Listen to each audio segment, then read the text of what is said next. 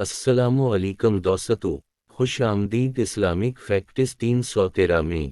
آج ہم ایک ایسے عظیم نبی کی داستان صبر سنانے جا رہے ہیں جن کا نام صبر و استقامت کی تاریخ میں سنہرے حروف سے لکھا گیا ہے۔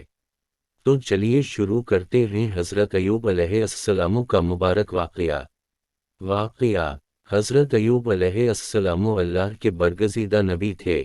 آپ نہایت مالدار، صحت مند اور خوشحال تھے۔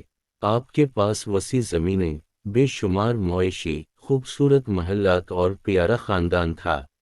آپ کی اولاد اور دولت کی کثرت تھی، لیکن آپ ہمیشہ اللہ کے شکر گزار رہتے اور غریبوں کی مدد کرتے۔ اللہ تعالیٰ نے آپ کو آزمائش میں ڈالا، یک کے بعد دیگرے آپ کی ساری دولت ختم ہو گئی، آپ کے تمام مویشی مر گئے، آپ کے محلات تباہ ہو گئے۔ سب سے بڑی آزمائش یہ آئی کہ آپ کی تمام اولاد ایک ساتھ ایک حادثے میں شہید ہو گئی۔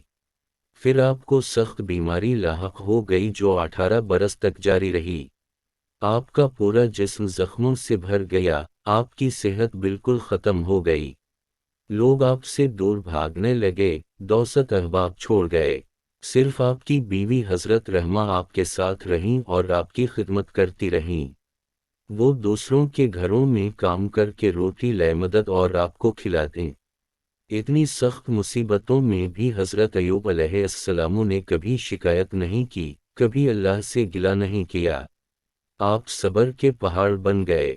آپ ہر وقت اللہ کی حمد و ثنا میں مصروف رہتے اور کہتے، اللہ نے دیا تھا، اللہ نے لے لیا، اللہ کا فیصلہ ہے اور وہی بہتر جانتا ہے۔